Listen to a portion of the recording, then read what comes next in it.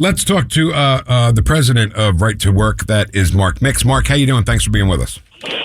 I'm doing great, Vic. You're doing great too. Just so you get another positive affirmation as you start. I appreciate There you go. that. Thanks, Mark. Here's the thing, Mark. I think next year is my 40th year in radio, and when I first got into radio, nobody knew what you looked like. You just did your thing, and if people recognized your voice, that was one thing. Now I'm on TV like Mike Wazowski, and I'm a little uncomfortable with it, but it'll be okay.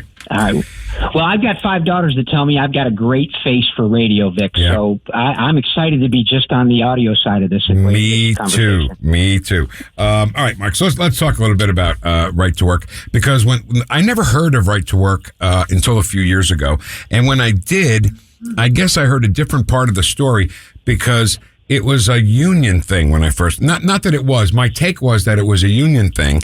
And if you were a union member and you paid your union dues, you have no say in what the upper echelon of the union was going to do politically. Am I close there?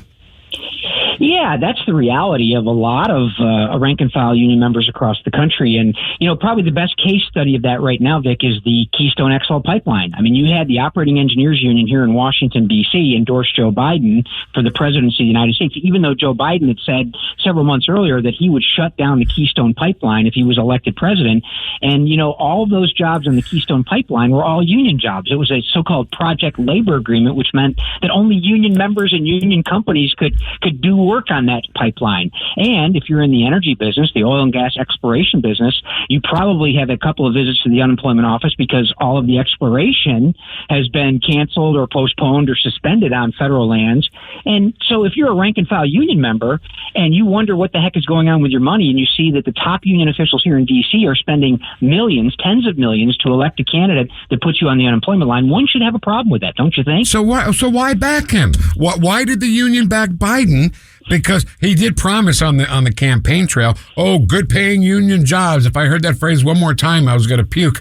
But why back a guy who was going to turn his back on you and close down the XL pipeline, which eliminated good paying union jobs? Well, Bill, Vic, listen, if you can find out the reason for that, I'll send you another affirming text message. But here's the bottom line. It's about politics. Right? It's about politics, and it's about money, and it's about power. That's what it's about. And the idea that some private organization can force you to pay them for the privilege of working in the United States of America is something we should all be against. In fact, 8 out of 10 Americans believe it's wrong, but being right doesn't win political battles oftentimes, as we know. Yeah, telling the truth doesn't win either, apparently. Yeah, that's right. Yeah, that's right. So where do we stand now? Where are we right now? Well, 27 states have right to work laws. They passed them. 5 in the last 10 years have passed right to work laws. Missouri, we got it through the state legislature, but they put it on the ballot. And after a very interesting political climate where your governor resigned and all the those stories better than most people. But anyway, what happens is that we get defeated in a referendum, but the 27 states that have right to work laws are demonstrably better off economically, both from an individual freedom standpoint and from a job growth standpoint. Right to work states have double the amount of job growth of states that allow forced unionism. Unfortunately, the United States Congress, in a bill that passed the House of Representatives back on March 9th, that had no committee hearings and no testimony, so there was no input from anybody else, would repeal all 27 right to work laws in the country. That bill is currently pending in the United States Senate as we speak. So my wife said to me the other night, she said, one day there's not going to be any brick and mortar stores anymore, between the lack of people wanting a job, between smash and grabs, online, Black Friday, more online shopping. I mean, how accurate do you think that is? There might not be any brick and mortar stores left anymore. Well, that's one of the issues that we're kind of thinking about now as we look at the so-called supply chain issue. The idea that, we are so reliant on imports in this country. The manufacturing base has been hollowed out, and particularly you see that in the middle America, particularly in a state like Missouri. You've seen it. But the idea that we are so reliant, and because of energy policy, tax policy, regulatory policy, the growing shadow of government, or not the shadow, the growing hand of government, I should say. It's not a a shadow. It's right. It's a real thing. We see the investment of capital elsewhere in the country. During the 4 years of the Trump administration, that administration tried to do some things about that. And we had this onshoring that was occurring during those years where people were coming back to the United States and building and investing in new jobs and new manufacturing. But the more you raise energy costs, the more you raise government regulation, the more you regulate business, and the more you make it easier for someone to stay home and get paid not to go to work. I mean, one wonders when, there will be any brick and mortar left. I think your wife is very wise. Yeah, she is. I know that my wife is, Vic. I'm putting that out there publicly right now. Yep, maybe saying that about my wife. Maybe those two, your wife and my wife, should get together and run for president and vice president. That'd be great. Yeah, that might be good. It might be bring some common sense back to the equation, which we need desperately. My wife is one of the toughest people. She is the toughest person I've ever met.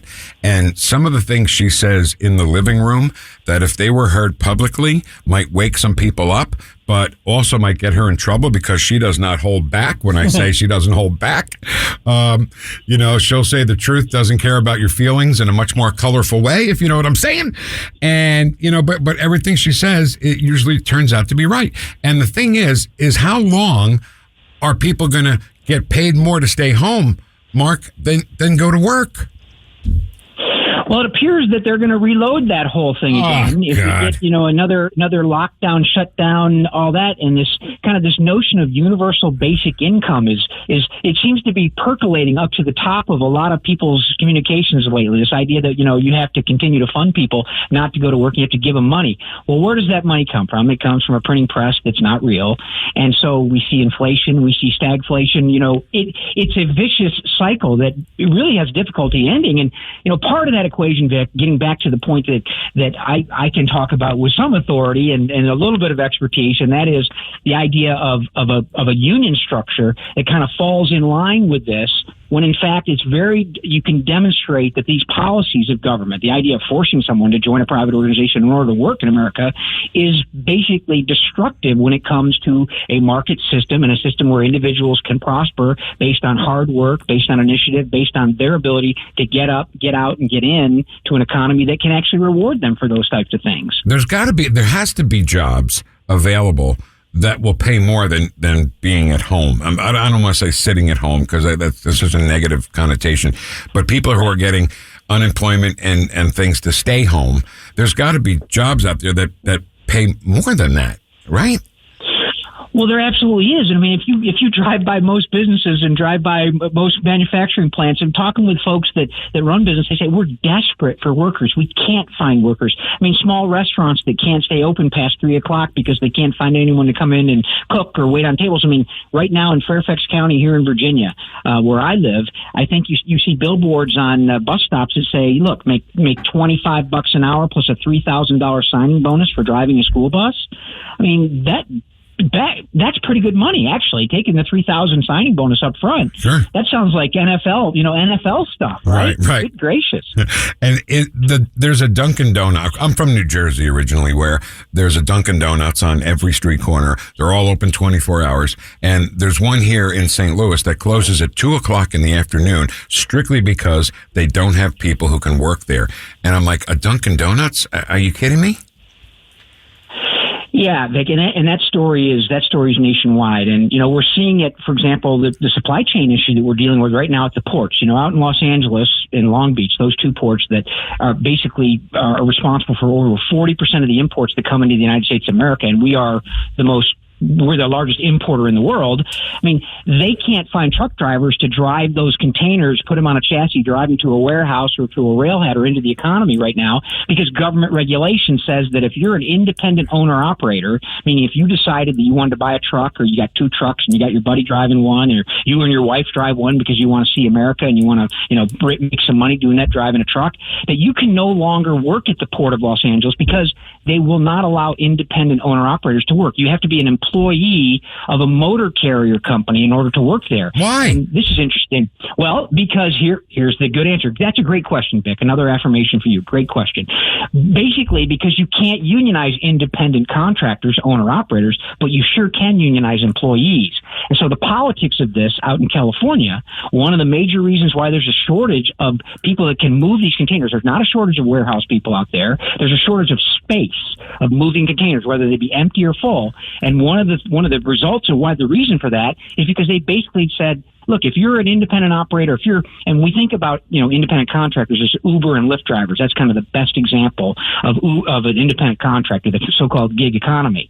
But a big part, 80% of the truck drivers that were working in the ports of Los Angeles were owner-operators. They were independent contractors. And now, under this AB 5 language that passed in 2018, which, interestingly enough, Vic, Congress is trying to go national with it as part of the so-called Protecting the Right to Organize bill. And I think they're heading to protest Senator Blunt here in a week or two. They're going to be down in your state protesting him. Basically would apply this same standard nationally, saying that there's no such thing as independent contractors anymore, so they can be unionized. Right. That's what's happening at the ports, and one of the reasons why we got this supply chain crisis. I mean, everyone has a current reason for it, but there's lots of older reasons, kind of legacy reasons for it, and that is government policy, union power, union monopoly power, and those issues that fall right into the issue of right to work. Yep. You're right. Mark Mix, National Right to Work Commission President. Thank you so much for being on, Mark. Let's get our wives together and let's you and I chat again soon, okay? My pleasure, Vic. Thank you. And you're doing a great job. 3 times he said it. 3 times. All right. Thanks, Vic. Take care, Mark. I like him. Let's have him That's on every funny. day. Oh, Yeah. my gosh.